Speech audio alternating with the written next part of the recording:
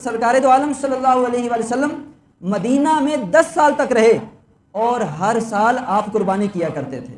اس کے بعد ہمارے نبی صلی اللہ علیہ وآلہ وسلم کی ہمارے ساتھ محبت، اپنی آل کے ساتھ کتنی محبت ہے، حضرت اماں عائشہ صدیقہ رضی اللہ تعالی عنہ بیان کرتی ہیں، جیسا حکم تھا ویسا مینڈا حضور کی بارگاہ میں لایا گیا تو نبی دو عالم صلی اللہ علیہ وآلہ وسلم نے چھری کو تیز کیا، اس مینڈے کو لٹایا گیا۔ آقا دو عالم صلی اللہ علیہ وآلہ وسلم نے یہ دعا پڑھتے ہوئے اس مینڈے کو ذبح کیا، اور دعا کے الفاظ کتنے پیارے ہیں۔ حضور اللہ کی بارگاہ میں عرض کرتے ہیں، بسم اللہ اللہم تقبل من محمد و آل محمد و من امت محمد۔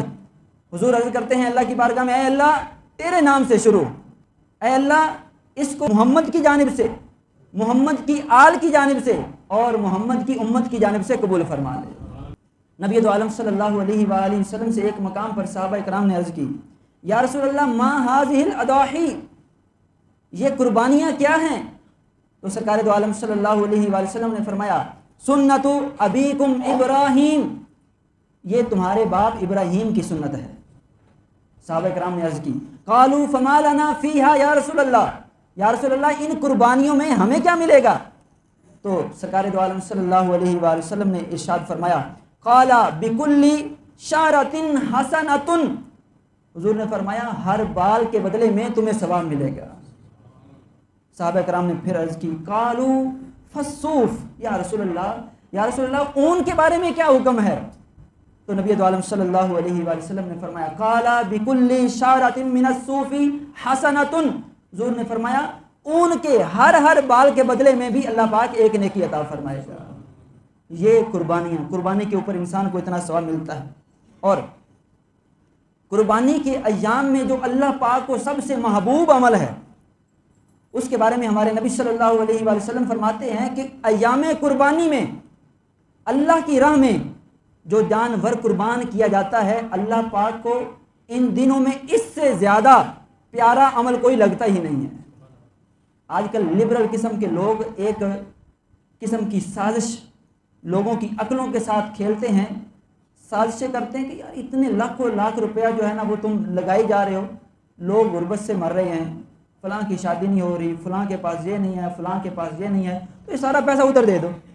یہ سارے کام اپنی جگہ پر درست، لیکن ایام قربانی میں اللہ کو سب سے زیادہ پسند یہ ہے کہ اللہ کی راہ میں جانور قربان کیا جائے۔ اس طرح ہمارے نبی صلی اللہ علیہ وآلہ وسلم نے قربانی کرنے والوں کو بڑی بشارت سنائی ہے۔ حضور نے فرمایا، قربانی کا جانور قیامت کے دن اپنے سینگوں، بالوں اور کھروں کے ساتھ آئے گا۔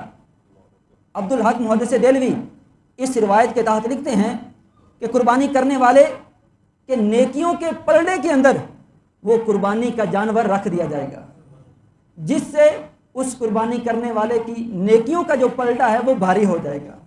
اور ملا علی قاری فرماتے ہیں کہ قربانی کا جانور بروز قیامت قربانی کرنے والے کے لیے سواری بنے گا، جس نے قربانی کی ہوگی وہ اپنے اس جانور کے اوپر سوار ہوگا، اور قربانی کا جانور اس قربانی کرنے والے کو بآسانی پل صراط گزار دے گا۔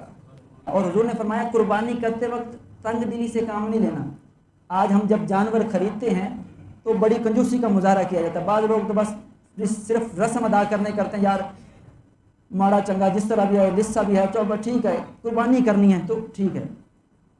لوگوں نے صدقہ نکالنا نا، مدارس کے اندر جو ہے نا کچھ لوگ دے جاتے ہیں بکرے، تو اس کے اندر جان نہیں ہوتی، وہ صدقے کے طور پر دے جاتے ہیں، وہ دیکھنے لائق نہیں ہوتا۔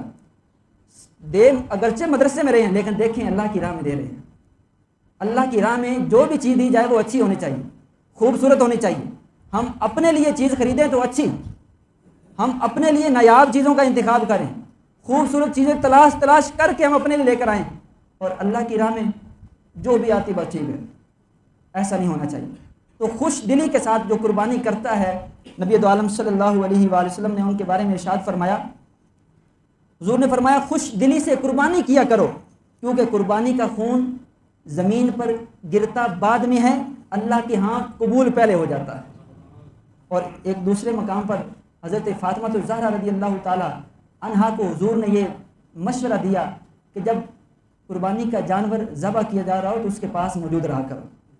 اب کیوں موجود رہا کرو؟ حضور نے فرمایا اے فاطمہ اپنی قربانی کے پاس موجود رہو، کیونکہ خون کا پہلا قطرہ گرتے ہی اللہ پاک تمہارے گناہوں کو معاف فرما دے گا۔ قربانی کا جانور اگر پاسبل ہو، یہ فرض واجب نہیں ہے، مستحب اور سنت عمل ہے کہ قربانی کا جانور جہاں ذبح کیا جا رہا ہو تو جس کی طرف سے ہے وہ بھی پاس موجود ہو۔ یہ فرض واجب نہیں ہے، آپ کسی کو وکیل بھی بنا سکتے ہیں، وہ آپ کی طرف سے قربانی کر سکتا ہے۔